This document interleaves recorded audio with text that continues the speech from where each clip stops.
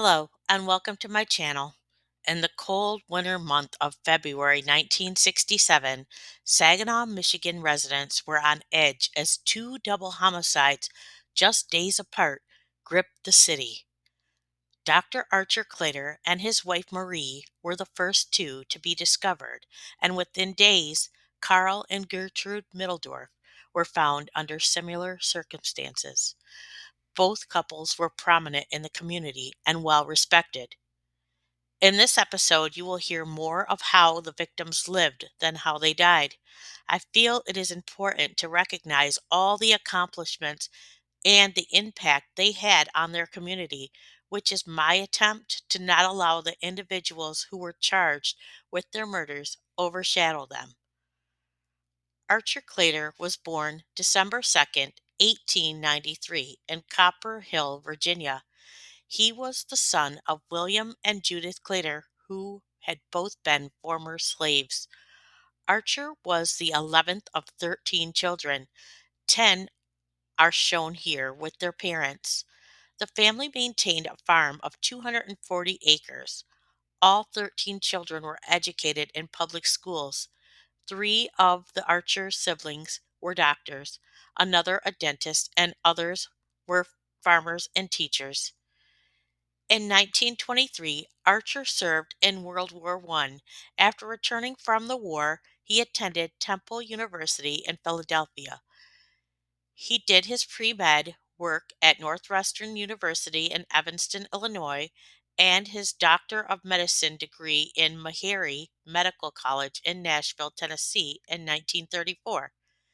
He interned in two separate Detroit hospitals between 1934 and 1936 before opening his own practice in Saginaw, Michigan on July 1st, 1936. In 1940, he married Marie Virginia Walden in Flint, Michigan, which was her hometown. They had two daughters, Eleanor and Carol Ann. When the crime occurred, both daughters were in their 20s and lived in different cities in Michigan. They are shown here with Marie's mother.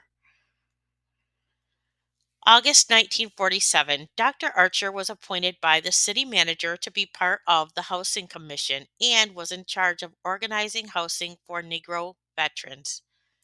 During this time, he also worked as director at the First Ward Community Center, which served underprivileged children, providing them with athletic and skills to help them navigate through life.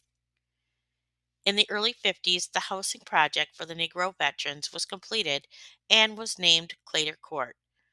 This is where the housing project once stood. I am not sure what year the buildings were removed. In 1955, a dinner was held in Dr. Claytor's honor at the Home Dairy Cafeteria. He was being recognized by the Saginaw Mayor and also the American Legion for his leadership skills for the Veteran Housing Project. He also was elected president of the First Ward Community Center in 1955. In 1956, he was honored for his outstanding community service in a This Is Your Life theme ceremony. May 14th, 1957, Dr. Claytor's medical practice suffered smoke damage from a fire. It was located blocks away from the home he and Marie lived in before they moved a few years later. In 1958, President Dwight D. Eisenhower appointed Dr. Claytor U.S. Commissioner of the Virgin Islands. He would continue to be honored and hosted at events for the role throughout the next few years, and he and his wife were frequent visitors to the Virgin Islands. Throughout the 50s, Dr. Claytor had also revitalized low-income housing projects for minority groups and was recognized in Washington, D.C. for making housing affordable for Hispanic population and received a thank you letter in 1959.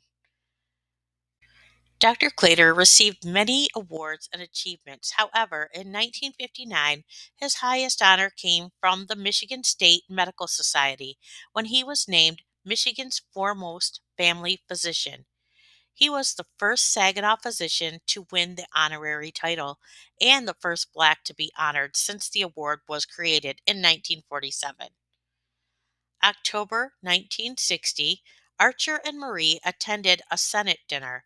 Dr. Claytor was the key spokesperson at the dinner, supporting Congressman Bentley running for senator. The congressman had nominated Dr. Claytor for Michigan's Family Physician Award. In 1962, a branch of the Saginaw Public Libraries was named after him, and it was located across the street from the First Ward Community Center. The original library closed in 2014 due to lack of funding, but an area was designated as a library in the First Ward Community Center. The First Ward Community Center still stands today. In 1965, the city approved a street named Claytor Court. It would be the short street that was the entrance to the Claytor Court housing project. After Dr. Claytor's death, a park and elementary school were named after him. The school closed in 2005. However, it is still used for early child development and is home to a preschool and administration offices for the Saginaw Intermediate School District. The building still has his name on it. Sadly, this is what the park looked like in 2023. A local news station did a story in October of 2024 featuring volunteers cleaning up the grounds, repainting, and repairing the playground equipment. I wasn't able to find a picture of the finished project. In 1970, Dr. Claytor was the first Black person to be inducted into Saginaw's Hall of Fame. In his over 30 years as a doctor, he delivered over 5,000 babies. Dr. Claytor's wife, Marie Virginia Walden, was born in 1910 in Flint, Michigan. Not much is known about her heritage or how she grew up. What is known is that she achieved her own share of public recognition. In 1952, she and others organized a chapter of the Alpha Kappa Alpha National Sorority. It is incorporated into the Zeta Beta Omega chapter in January of 1953. In 1962, she was elected president of the National Sorority. In 1963, Governor George Romney appointed her to the Commission of Status of Women, but Marie turned the offer down due to health issues. September 1966, Marie hosted a gathering for the senator elect's wife at her home. November 1966, Marie crowned the queen of the second annual debutante cotillion. Before Archer and Marie moved to the home they would be murdered in, they lived in another home and were victims of an attempted burglary on August 20th of 1950. On July 14th, 1953, the home was broken into, but nothing was taken. The home is no longer standing, but it was located one block from where the park named after Archer Claytor is. They moved to their final home in late 1959 or early 1960. Now that you have heard all the good the Claytors did for their community, it's time to learn how their lives would end. At the time of their deaths, they were still very active in their commitments. On the afternoon of Wednesday, February 1st, 1967, Samuel Harvey, the Claytors' part-time home caretaker, groundskeeper, and chauffeur, dropped Dr. Claytor off at home around 3:30 p.m. That was the last time Dr. Claytor and Marie were seen alive. The following morning, Thursday, February 2nd, Samuel Harvey returned to the home around 10 a.m. to pick up Dr. Claytor to take him to the hospital to do his rounds. Although Dr. Claytor was 74 years old, he continued to see patients. He didn't drive much due to his failing eyesight, which is why Samuel would pick him up on a routine basis. Samuel knocked on the door and did not get an answer. He went to a neighbor's house to use her telephone to call the Claytors, and still no answer. He returned to the house and peered into the garage windows to see that both cars were still there. At this point, he pulled out his keys to the front door. However, he found it to be unlocked. He entered the home and found their bodies. Police began arriving on the scene around 10:40 a.m. The investigating officers didn't rule out robbery as a motive. However, the house had very little ransacking. The kitchen drawers were all pulled open, and Samuel Harvey stated the only thing that appeared to be missing was a hammer that had been in a kitchen drawer.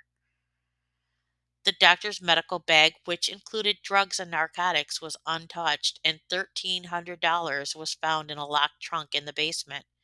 It was also believed that there was at least two people to be involved in this crime. However, police did not disclose how they arrived at that decision. The investigation revealed that the Claytors were in their night clothes and appeared to have been watching TV in the master bedroom when the crime occurred. It is unknown how or when the suspects entered the home. Detectives believed it was sometime between 6 p.m. and 3 a.m. They questioned neighbors who could offer little details. Only one was able to say that the lamp post in the front yard was on as late as 7 p.m., but when Mr. Harvey arrived at 10 a.m. the following day, the light was off. At approximately 2:20 p.m., six state crime laboratory technicians from Lansing arrived and processed the scene until 11:45 p.m. that night. The bodies remained in the house and were not removed until approximately 5:30 p.m. Warning: the details of this crime are very disturbing. If you wish to continue, viewer discretion is advised. If you would prefer to skip this part, you can fast forward until you see a snowbank and police with metal detectors on your screen. It appears Marie was killed first and then Archer. Marie's hands were tied behind her with neckties. She was found face down on the bed in a guest bedroom next to the master bedroom. The theory that she was killed first came from a pillow that matched one in the room where she was found. It was apparently used to muffle shots. The pillow contained two bullet holes. The pillow was removed and placed in the master bedroom where Dr. Claytor was found. There is evidence that they both struggled with their assailants. The mattress was knocked from the bed in the room where Dr. Claytor was found. He suffered 5 blows to the head with a blunt instrument. He was gagged, and his hands and feet were bound with neckties. Both victims had been shot at close range behind the ear. Police removed a rifle from the home that was owned by Dr. Claytor to have it tested to see if it had been fired. The week before these crimes, Saginaw experienced a blizzard.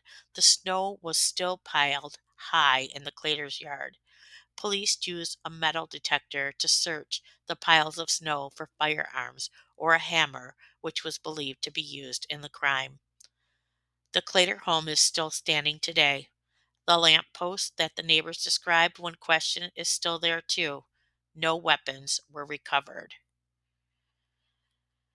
The bodies of Carl and Gertrude Middledorf were found Sunday, February 5th, by their daughter in law. It was believed they had been killed on Friday, February 3rd, during the night, as the Saturday and Sunday newspapers were still on the porch.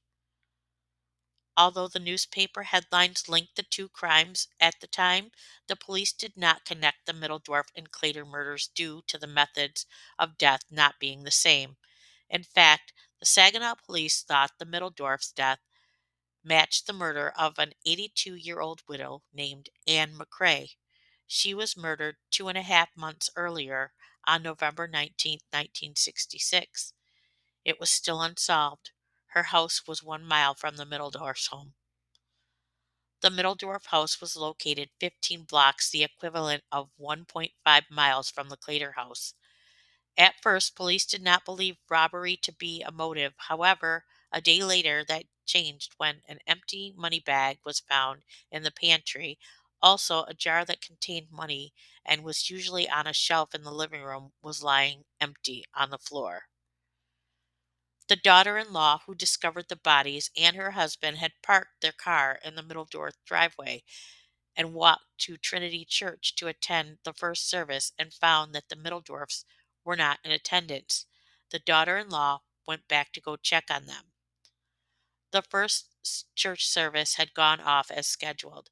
It was during the Sunday school hour when the tragic discovery was made at the Middledorf home. The second church service began, but after only one hymn and scripture reading, the service ended when the Middledorf son received a call from his wife at the church informing him his parents were dead. He notified the Reverend. Reverend Hall broke the news to the church congregation. The Middledorf street became crowded with the cars of concerned churchgoers, causing a traffic jam.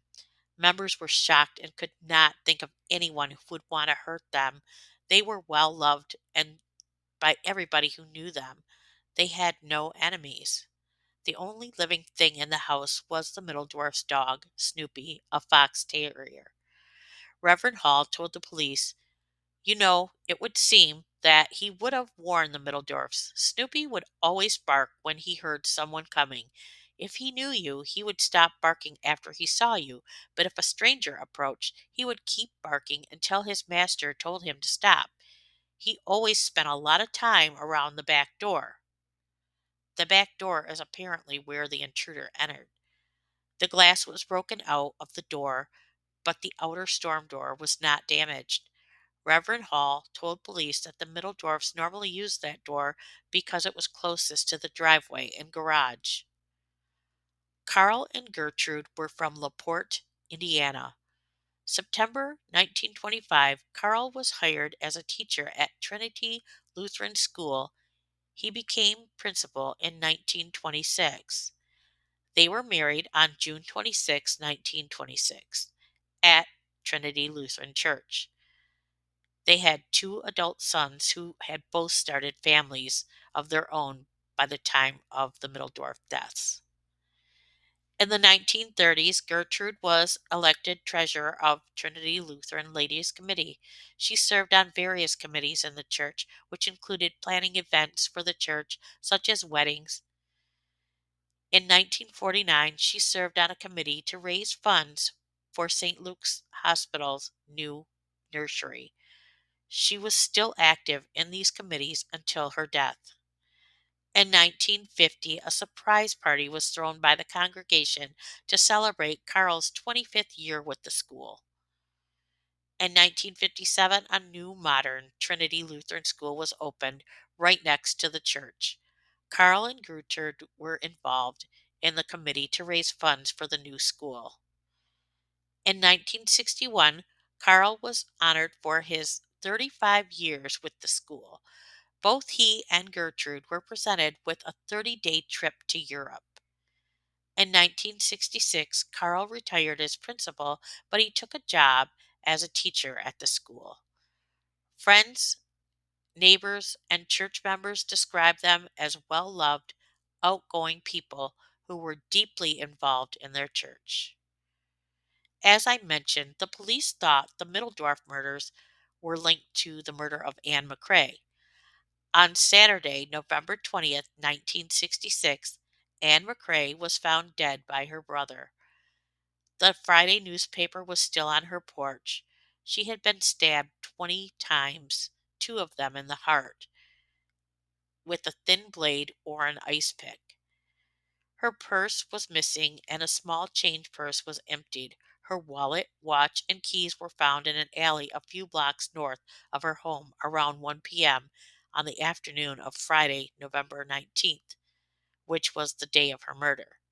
No one knew how long the items had been lying in that alley. Just 5 years earlier, in September of 1961, Anne had helped a stranger by giving him money. He continued to show up at her door looking for money, food, and shelter. Then one day he robbed her of $10. She called police and described the man as being 40 years old with brown hair. No telling if he could have returned 5 years later and murdered her, or if the murder was connected to the Claytors and Middledorfs. Two men, aged 22 and 23, were being held in connection with the Claytor and Middledorf murders. The first arrest was made Monday, February 6th, the day after the Middledorfs were discovered, and the other one was arrested on Wednesday, February 8th. Both were being held on armed robbery charges in another unrelated incident. No warrants charging them with the murders had been issued, and their names had not been released. Saginaw police had been plagued with reports pouring in since the Claytor's murders. They had to follow up on various anonymous death threats to local physicians, dentists, and other prominent people in the community. Police guards were posted in some of the home, which put a strain on law enforcement and guests investigating the murders. Saginaw homeowners were also gripped with fear and panic. Some began locking their doors for the first time ever. Some never even had keys to their front doors. Gun sales soared, and residents kept loaded guns by their sides in their home. The sheriff department registered 45 new guns and received 26 requests for firearm permits by February 6th.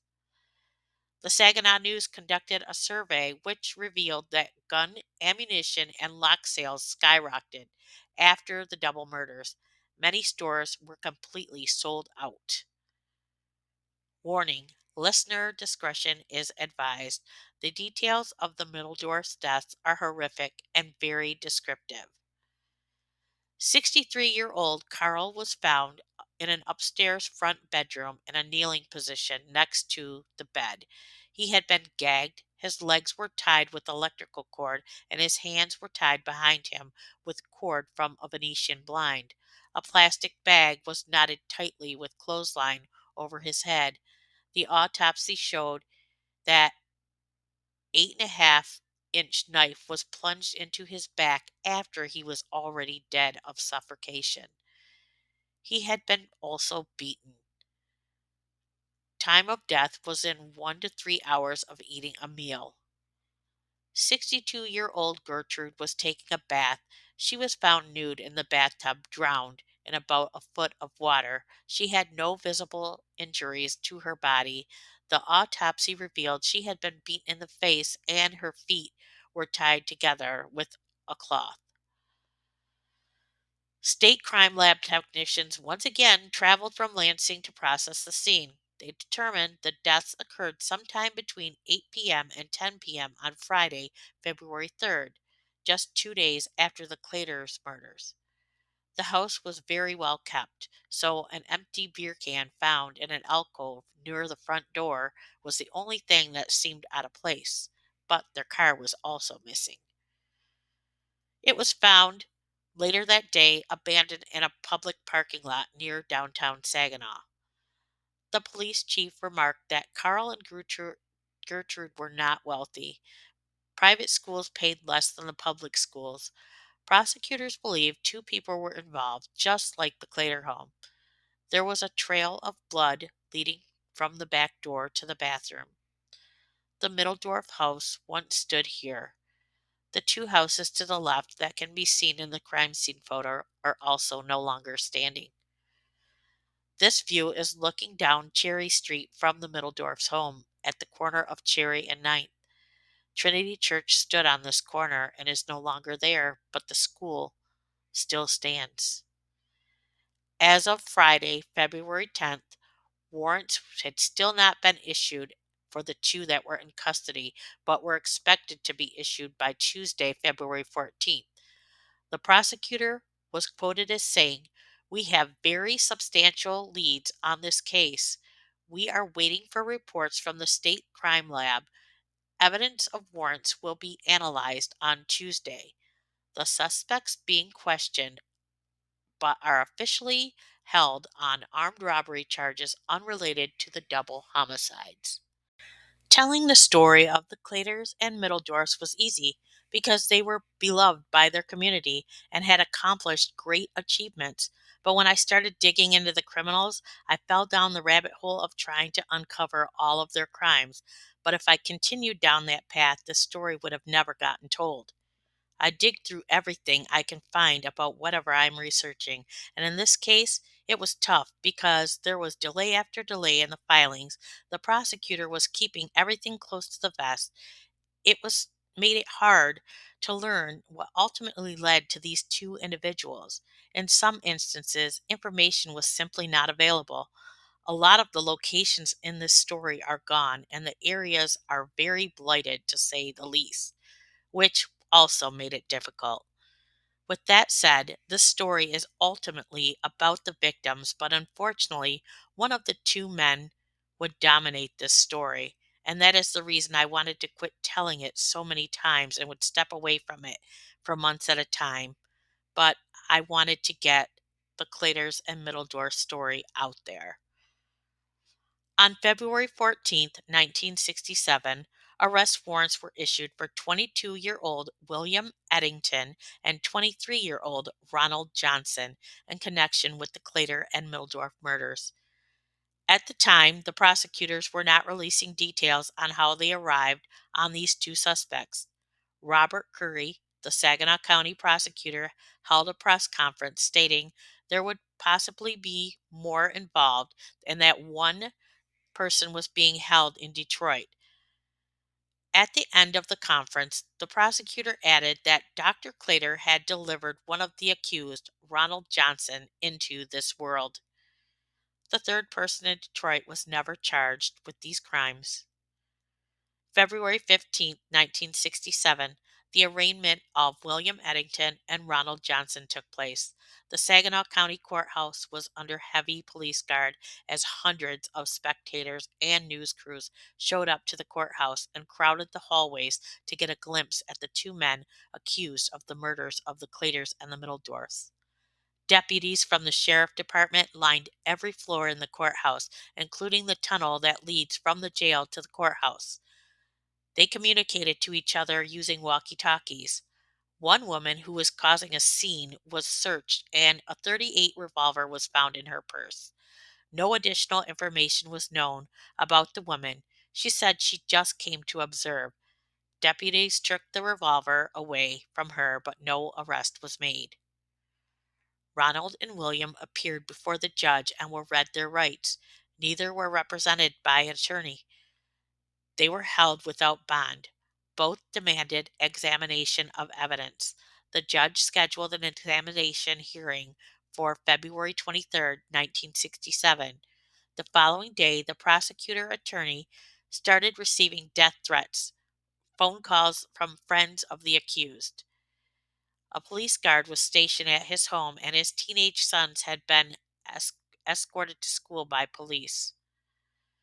On February 16th, 1967, both the accused were moved under heavy guard to Genesee County for questioning regarding a couple who were found strangled in their Flint home on December 3rd, 1966. The couple was elderly, husband and wife, in separate rooms, and the house hadn't been ransacked. The last time the couple was mentioned was in February 25th of 1967, where $1,000 reward was being offered. While the crime fit the Middledorf scene, that wasn't enough evidence to connect William and Ronald to the crime. The home was a 36-minute drive from where both Eddington and Johnson lived. Not saying it's impossible, but the two seemed to work within 1 to 2 mile radius of their homes. As of March 2025, the Flint police still have not solved the murder in 1966. February 23rd, 1967, William and Ronald were given court appointed attorneys for the Claytor and Middledorf murders. Both men had criminal pasts. William Eddington had served 7 months in Leavenworth State Penitentiary for an undisclosed crime he committed in the Army. Some of his other crimes were as follows: July 7th, 1966, committed assault and battery against a female relative. Judge ordered him to pay $42.56 in fines or spend 15 days in jail. For whatever reason, the judge reduced the charge to $15 fine. September 6, 1966, William stole 10 handkerchiefs from Sears. He was arraigned on September 8, 1966, posted $200 bond. Nothing further regarding this charge. What a weird thing to steal. I was born in the 60s, but a child in the 70s, and handkerchiefs were heavily used, but I didn't realize how important they were enough to steal. October 24th, 1966, breaking and entering in a home of on North Webster, which was on the west side of Saginaw, just across the river. This home was about 3.7 miles from William's house. Apparently, he was out on bond because his hearing was scheduled for January 30th, 1967. Because of a snowstorm, it was postponed.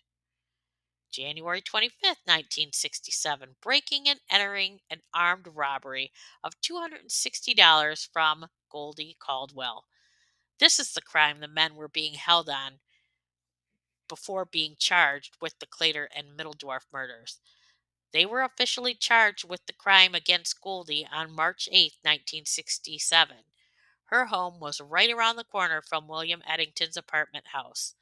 Neither houses are standing.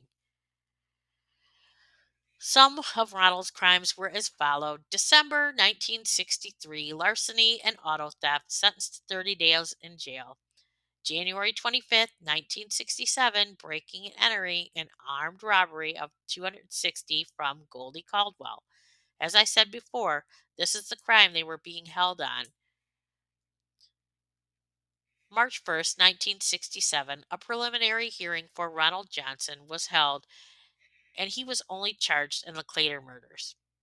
March 8th, 1967, the preliminary hearing for armed robbery of Goldie Caldwell. Both William and Ronald were charged. March 16th, a hearing for only William Eddington took place for the Claytor and Middledorf murders, and the prosecutors planned to call Ronald Johnson as a witness. The courtroom erupted in anger between the prosecutor and Ronald's attorney because he wasn't informed of this and it could incriminate him and would violate Ronald's rights. Ronald stood mute when asked if he knew William Eddington, and Ronald was charged with contempt of court. Ronald's lawyer went on a tangent and literally listed 14 different reasons why his client, Ronald's rights were violated, and accused law enforcement of conspiracies against his client. Robert Curry was the prosecutor trying all three cases: the double homicide, the armed robbery, and Ronald's attorney was appealing the charge of armed robbery against Goldie Caldwell because the warrant for his arrest was not filed timely and there was an illegal search performed. By the end of April, Ronald's contempt charge was dropped. William Eddington was charged with the murders of both the Claytors and Middledorfs. Ronald Johnson was charged in the death of the Claytors. They both were bound over to stand trial for Goldie Caldwell. So many hearings and delays would continue through the rest of 1967. Arguments between the prosecutor and defense attorneys, arguments between the defense attorneys representing both the accused, defense attorneys accusing law enforcement of bribing witnesses, illegal searches, and on and on. So I'm going to cut the chase here because honestly, this was exhausting. I am going to stick with Ronald Johnson first because I can wrap his story up pretty quickly. William Eddington is another flippin' story. At a joint hearing with William for the Claytor murders that lasted from the end of June of 1967 through July of 1967, a written statement he was given regarding the murders was read. A recording between him and his girlfriend at the time was played, and a prison guard testified he confessed. January 3rd, 1968, Ronald Johnson's attorney requested a change of venue for Ronald's trial for armed robbery of Goldie Caldwell due to all the publicity from the charges against him in the Claytor murders. July 6th, 1968, Ronald pled guilty to second-degree murder of Miss Claytor. In his confession, he said they went to the Claytor's home. He got $70 and tied up Miss Claytor and left. William stayed to look for more money. A prison guard said that Ronald told him that while they were searching the home, he heard William struggling with Dr. Claytor and heard a gun go off. Ronald went to a room off the hallway and thought Miss Claytor was dead. Then he heard William hitting Dr. Claytor in the head with a hammer, and he fled the home. His plea did not require him to testify against William. If he chose to do so, it would be voluntarily. August 30th, 1968, a judge sentenced Ronald Johnson to 8 to 12 years in prison for second-degree murder of Marie Claytor. Prosecutors dismissed the first-degree charge for Archer Claytor. December 23rd, 1968, Goldie Caldwell died at the age of 73. No one stood trial for the armed robbery committed against her. William Eddington would go to trial May 9th, 1968 for the Middledorf murders. The Middledorf's daughter-in-law testified she drove into the driveway of the Middledorf's home about 9:15 a.m. on February 5th. She said she saw broken glass from the rear door, but she and her family were running late for church and they rushed over to Trinity Lutheran Church. When she didn't see her in-laws at the church, she returned to the home, knocked on the front door, and no one answered. She then went to the back door and into the kitchen. She said she looked in the bathroom but didn't see the body of Gertrude. She went upstairs and saw Carl's body with a kitchen knife sticking out of his back. She checked the closet for Gertrude. She went back downstairs and found her in the bathtub and called police. An officer was on the stand almost the entire afternoon testifying on questions asked before and after the arrest of William Eddington. He described the bathroom where Miss Middledorf was found. He said that she was in a tub filled with water and there was a heel print in the center of the room. He testified how Mr. Middledorf had been beaten, bound, and gagged. He recalled the change jar was missing from the living room and an empty money bag in the pantry. State police crime technician testified he dusted the bathroom floor with fingerprint powder to find the heel print. He said the print is similar in size and pattern to prints from a pair of shoes found at Williams' apartment. Glass matching the broken glass from the middle door store window were also found in the same pair of shoes in the treads, and glass had also been next to the bathtub. Prior to the trial, the defense tried many times to get the shoes thrown out, stating that they were obtained without a warrant. The judge denied this because they were obtained being out in plain sight while searching the apartment looking for William. There was probable cause. When the detective arrived at William's apartment to question him, he saw footprints in the snow that matched the pattern found at the Middledorf's home. When he looked for William in the home, the shoes were visible in the closet. A restaurant owner testified she saw the Middledorfs at her restaurant. They finished their dinner between 6 and 6:15 p.m., and she saw them walking towards Cherry Street, which is the street they lived on. As you can clearly see in the photos outside their homes, the day their bodies were discovered, there was a lot of snow on the ground, and a walk 7 minutes when it's probably dark or close to it in the snow and ice on the ground is a little crazy. The doctor who performed the autopsies believed Mr. Middledorf was dead before being stabbed. There was water in Miss Middledorf's lungs, indicating that she had died of drowning, and she had also been violated and had bruising on her cheek and middle finger. William took the stand in his own defense. He testified that on February 3rd, he went to bed around 11:30 a.m. or noon. He worked third shift at Sunshine Biscuits. At around 6 or 6:30 p.m., his fiancée knocked on the apartment door and woke him up. She entered the kitchen and made him something to eat. They hung out for a bit, and at 8:30 p.m., he walked her to her grandmother's house where she was spending the night. It was an 8-minute walk one way. Neither home is still standing, and neither are near the Middledorf's home. His car was broken down, so that is why he was walking. Again, people out in the snow. I know walks were probably shoveled, but maybe it's because I hate winter, so I just don't understand it.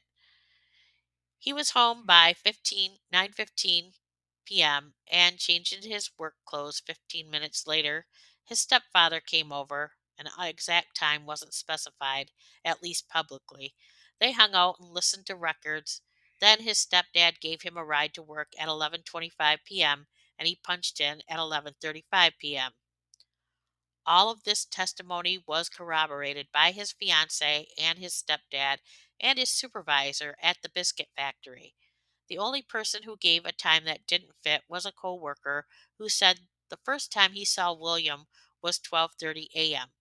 No fingerprints were found at the crime scene, no weapons, and the only evidence tying him to the crime scene were the shoes, and that was pretty damning. Seems like William had airtight alibis, unless his fiancee and stepdad were lying or one of them accompanied him. It would have been 30 minutes walk from his fiancee's grandmother's house and almost a 40-minute walk from his house to the Middledorfs. The Middledorf's car was stolen, so it is plausible he thought he could spare some time if he lifted the car to get himself closer to home. But where the car was left would have still been a 30-minute walk, so not really a time saver. The times of death had already been established to be sometime between 8 p.m. and 10 p.m. The medical examiner said the deaths most likely took place within a 30-minute time span. What happened next is that William admitted to serving 7 months in Leavenworth for a misdemeanor.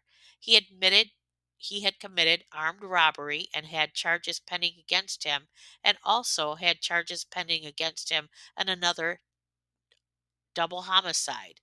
The defense objected, but the judge overruled. May 20th, 1968, a jury found William Eddington guilty of 2 counts of first-degree murder. May 31st, 1968, the judge sentenced him to life in prison. July 1968, Williams' alleged confession in the Claytor murders was thrown out because during the Middledorf trial, they asked him about the Claytor murders, and he hadn't been convicted of it yet. The charges against him in the armed robbery of Goldie Caldwell were also dropped for this reason. October 1968, a change of venue was granted for Williams' trial for the Claytor's murders. It would take place in Oakland County. December 2nd, 1968, William Eddington's trial began. Evidence against him was a bloody t-shirt and a jacket found in his closet at his apartment linking him to the Claytor murders. They also found a prescription pad in Williams' possession that had the name Edward Johnson on it, and the prosecutors told the jury that 2 men possibly faked an illness in order to gain entry to the doctor's home. Dr. Claytor's daughter testified that was her father's prescription pad and it was his writing. 2 patients of Dr. Claytor's testified they tried calling his home for prescriptions, one patient at 7:22 p.m. and another patient several times between 7:55 p.m. and 11 p.m. All calls went unanswered. Ronald Johnson's girlfriend testified. She was considered to be a suspect at one time. I think she was the one who was in Detroit being held. Police suspected she had driven both William and Ronald to the Claytor home. She denied being at or in the Claytor home and said she had nothing to do with the murders and that she barely even knew William Eddington. She said detectives kept telling her she was a suspect, so she agreed to help get evidence against Ronald by recording him. She said he gave her $86 sometime around February 1st. She quit cooperating with investigators after Ronald was arrested. She said the investigators gave her $100. When the detective who gave her $100 was on the stand, he testified that was to get her a hotel because she was afraid because William was still on the loose. But the defense insinuated it was a bribe, to which he replied he did not have that power. William Eddington's fiancee testified that she had hit William over the head during an argument on the weekend before the murders, and William was wearing that same t-shirt and jacket that had the blood on it. The blood type was O, and both William and Miss Claytor's blood type was O. A man who lived in this house testified that shortly before the Claytor murders, his gun had been stolen during a break-in to his home. He was shown a holster and identified it as being his. The holster for the type of gun was found in the mud at a corner a block away from William's apartment. Ronald said in an earlier statement he was with William and saw him toss the holster over the fence. The problem was there was no weapon, so they could not confirm if bullets came from the gun that might have belonged in that holster.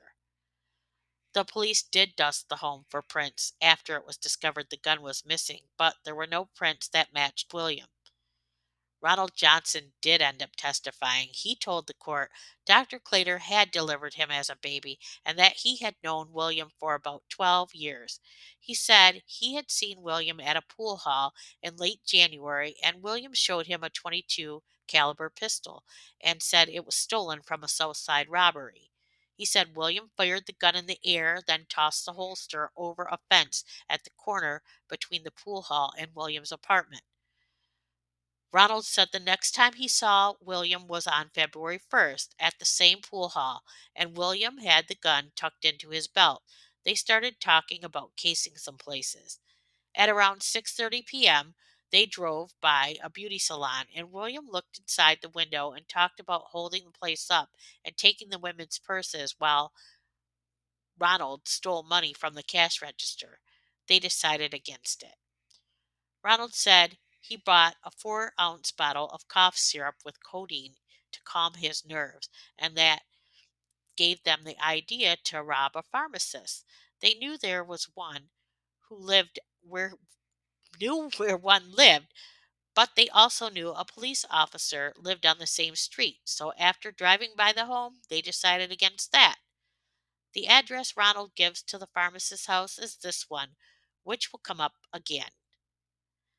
They decided to rob Dr. Claytor. They knew who he was, but they did not know where he lived. They ended up driving around and allegedly saw the name Claytor on the mailbox. William grabbed the gun, a flashlight, and put on some sunglasses. He told Ronald to wait in the car for 10 minutes to give him time to tie them up. Ronald said he told William not to go in the house because it was all lit up. William went in the house anyway, and Ronald waited, and when he approached the front door, William opened it and was trying to turn off the lights. He told Ronald to figure out how to get the lights shut off. Ronald said he saw the Claytors kneeling in the hallway where the bedrooms were. Ronald said he asked them where the money was and went around and looking in the places where they told him to check. He found $170 in a suit pocket, $8 in a purse, and $11 in an envelope in a drawer. He said later he and William split the $170, but he didn't tell William about the other money, so he kept it. He said William was holding neckties and a hammer. He handed Ronald some ties and told him to take Miss Claytor in the bedroom and tie her up. Ronald did as he was told, and William took Dr. Claytor into another bedroom. He heard William say, "Where is the rest of the money?" Then heard something being hit. Ronald said he shouted out to William, "We need to get out of here." And then he heard what sounded like a coconut getting smashed. He said he ran out of the home and went to a nearby bar and vomited in the restroom, then waited for William. He didn't really specify if he waited at the bar or went back to the car. He said when William didn't come, he started walking down Jane's toward the city. He said William ended up picking him up by the railroad tracks on Jane's, which was a 17-minute walk. He said William told him he violated Miss Claytor, then he had found he had to follow through with the job. He gave Ronald a watch belonging to Miss Claytor and told him to get rid of it. They drove to a home on 5th and Federal and bought another bottle of cough syrup. Then headed west over the Johnson Street Bridge, got out, and threw the hammer into the river. Ronald said they continued over the bridge and drove a few blocks on Davenport and threw the gun out. So, when you cross the west side over the bridge, Johnson Street turns into Davenport. There is a one big long block with a field on one side and a plaza on the other side. The side with the field looks like it may at one time had buildings or houses on it. The further you drive down Davenport, it's heavily populated residential area. So why they would throw the gun out instead of in the river is unknown, if it is even true. The West Side City is a far cry from the East Side. The East Side today More than half the places in this story don't exist anymore, but it appears the West Side locations mentioned in the story all still exist. Ironically, the further you drive down Davenport, the home where the gun was stolen sits on the corner of Davenport and Delaware. I am just guessing here, but I doubt that they tossed it in a neighborhood. Surely someone would have found it, and that house wasn't very close to the river. If it's more than a few blocks from the Johnson Street Bridge. Also, that house is on the west side city, not the south side. If it is true that the gun was stolen from the south side robbery, however, neither of these two were implicated in that robbery of that home. The next person to testify was the guy who lived in the house on 5th and Federal. He testified that Ronald came to his home and gave him a watch in exchange for another bottle of cough syrup. He said he turned the watch over to the state police in July. A jeweler testified the watch belonged to Miss Claytor. He had done repairs on the watch for her. There were no fingerprints tying William to the scene. His confession was never made public, so no telling what William confessed to after his arrest, and of course, it could not be used because it got tossed. William's fiancee was his alibi for both the Claytor and Middledorf murders. But you know whose confession, or at least the final version, was? Ronald's. A detective testified that Ronald had given multiple statements after his arrest. So let's revisit what Ronald said in the public confession and compare. Original confession. He said he took $70. At William's trial, he said he took $170 with split it with William, which would make it $85, and didn't tell him about the other 19. So that makes it 104. Being bad at math does not make you a killer, so moving along. Original confession. He gave the address to this house as being the pharmacist's house. Yeah.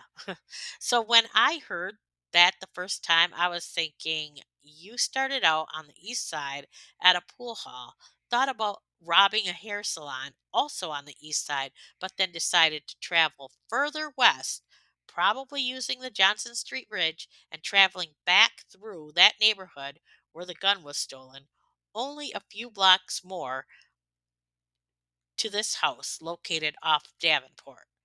Remember, Ronald said they did not know where the Claytors lived, but just happened to be driving down the street and saw the name on the mailbox. I was thinking, what the hell? That is a lot of ground to cover. Ronald said they left the pool hall at 6:30, and the Claytors' neighbors said they last saw the light on the lamppost on around 7 p.m. I thought, wow, that's pretty magical for you to just happen upon that house and the amount of time after casing the beauty shop first. Now, looking at the map, it's only 11-minute drive, so yeah, that's possible if you know where you're going, but Ronald claimed they didn't. I purposely saved some testimony for this part. So the detective who found the shoes in William's closet in the Middledorf case is the officer who lived down the street from the pharmacist. You know who else's house both he and the pharmacist lived down the street from? The Claytors. That's right, right around the corner, not clear across town on the opposite side of the river, like Ronald led the jury to believe. Original confession. Ronald said he got $70, tied up Miss Claytor, then left, but William stayed to look for more money. A prison guard said Ronald told him while he was searching the house he heard William struggling with Dr. Claytor, then heard a gun go off and went to a room off the hallway and thought Miss Claytor was dead. Then he heard William hitting Dr. Claytor in the head with a hammer and he fled the home. This version implies that William went between rooms 3 times to accomplish this by himself. Maybe he teleported. On the stand, Ronald was now saying he took Miss Claytor to the bedroom and tied her up. William took Archer into the other bedroom, and he heard William say, "Where's the rest of the money?" Then he heard something being hit. Ronald said he shouted, "Oh, William, we need to get out of here." Then he heard what sounded like a coconut getting smashed. In the third version, he didn't hear any gunshot. In all three versions, he left the home. That was consistent, but this time he went to a bar and vomited, waited for William somewhere, but then took off walking, and William picked him up down the road. Okay, common sense tells me that if I was with a person robbing a house and I left that person behind, the person I left would be pretty pissed off. Would William really pick him up? If you fled because you wanted to get as far away from the situation as possible, why would you get back in the car with that person? I know why. Because the cough syrup dude. He would testify that you gave him the watch belonging to Miss Claytor. Oh, yeah, but William gave it to you to tell you to get rid of it instead of doing it himself. Unbelievable. I know the detective said Ronald gave him several different statements. I think the jury probably heard them. This time, William did not testify in his own defense. If he did, he would run the risk of being questioned about the Middledorf murders, which could be used at this time because he was convicted for it. In the judge's chambers, the defense attorney said they are currently appealing the Middledorf's conviction, so that falls under not being admissible. The judge agreed, so if William testified, the prosecution could not question him about it. However, William did not testify, possibly because he did not have an alibi as to where his whereabouts were during the Claytor murders. December 13th, 1968, William Eddington is found not guilty for the murder of the Claytors. As bad as I wanted to see William be convicted for this, there was a lot of reasonable doubt, and Ronald's credibility was questionable. William made a confession, but we never got to hear it, and the blood on his clothes matched his own blood and one of the victims. And his fiancee claimed she hit him, and he bled on those clothes.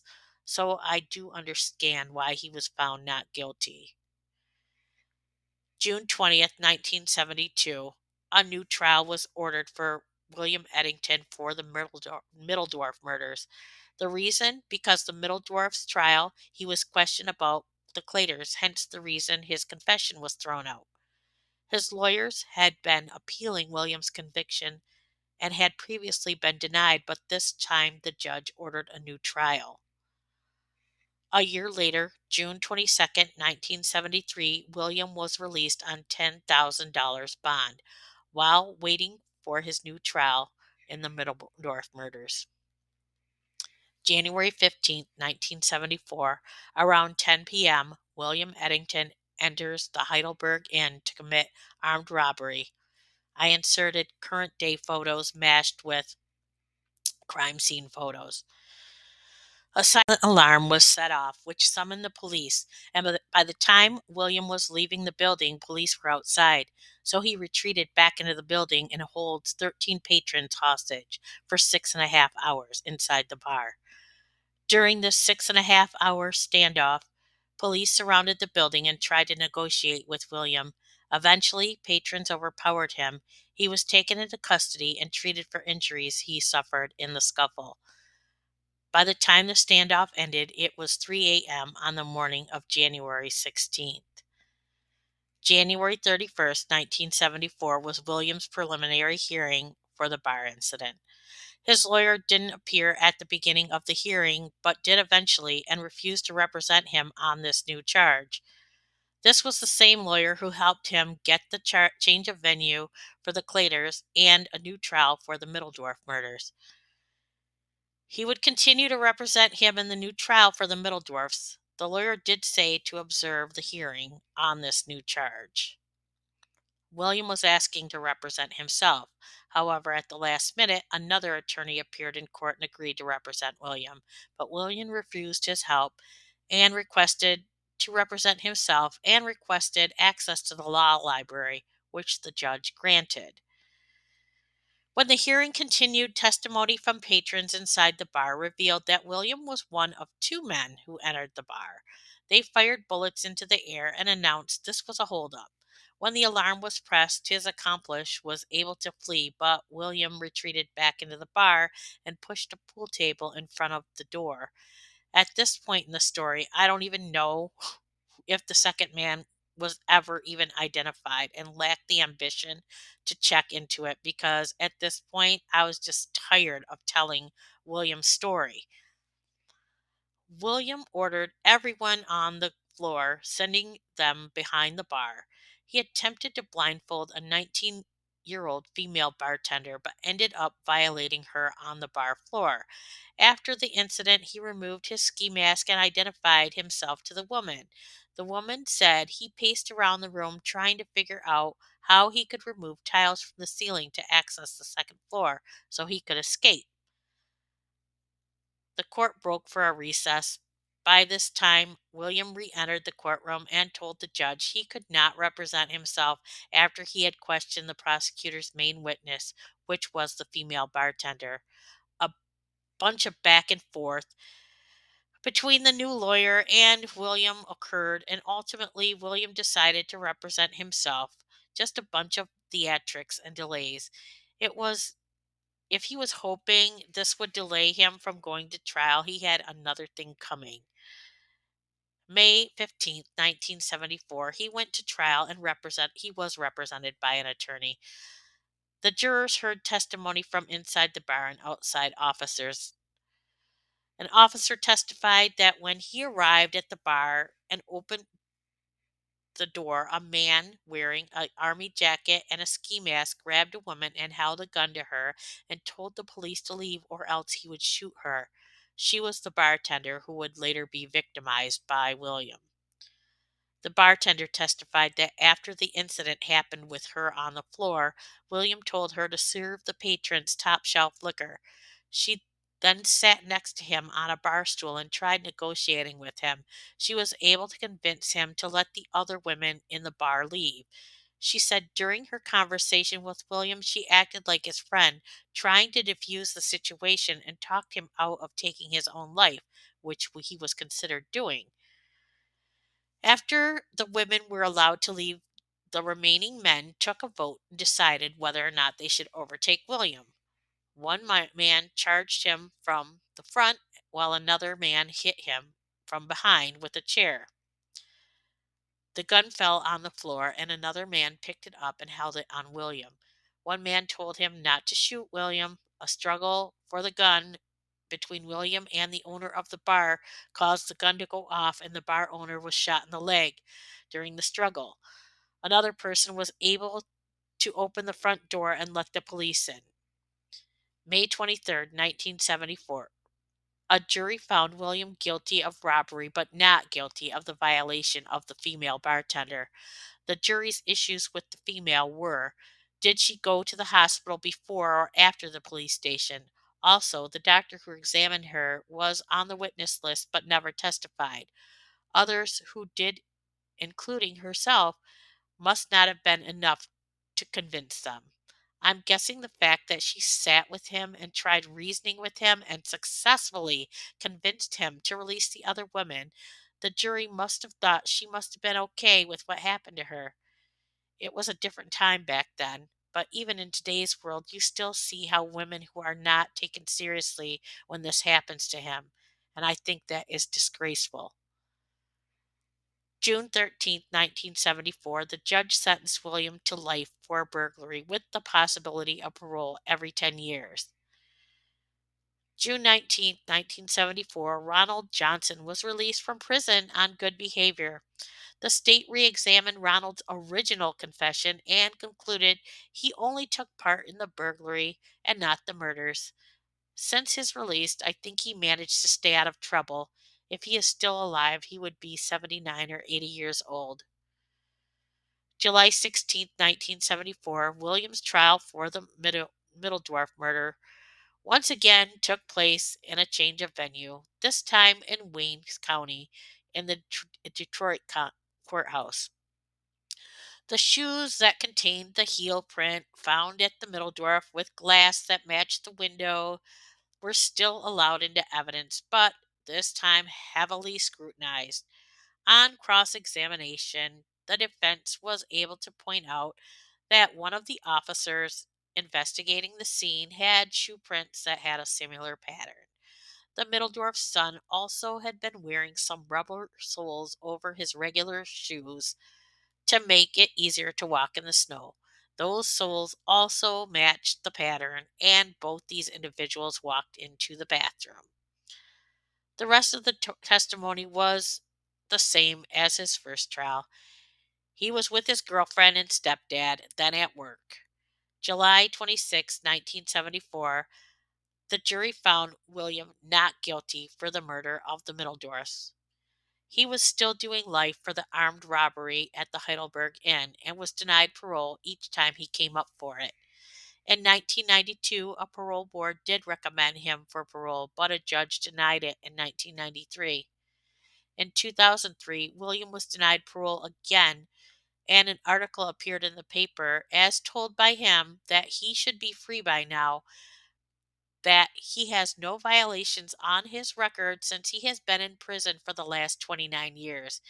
He was found not guilty in the murders and he should not be doing life for burglary. He felt the judge was holding a grudge against him. The lawyer who represented William in those murders also featured in the article and did say he thought the judge was holding the murders against William and that his client had maintained a clean record in prison. In the same newspaper edition, the Claytor and Middledorf murders were featured and considered unsolved.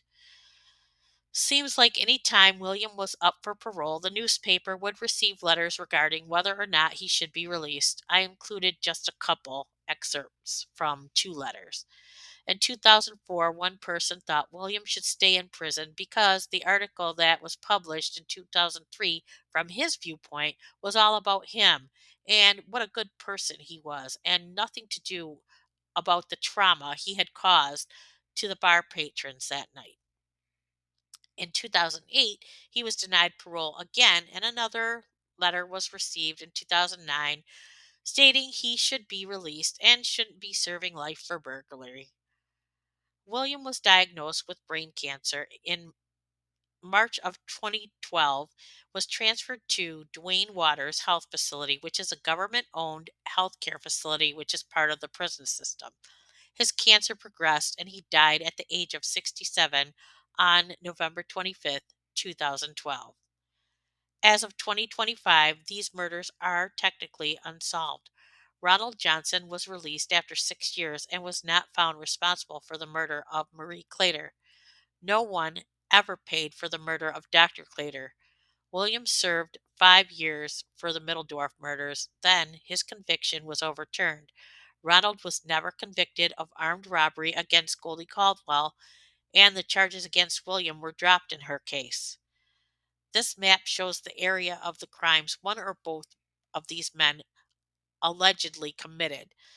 Some not shown were crimes I briefly mentioned when I listed out their other crimes, which were home invasions involving both Ronald and William together.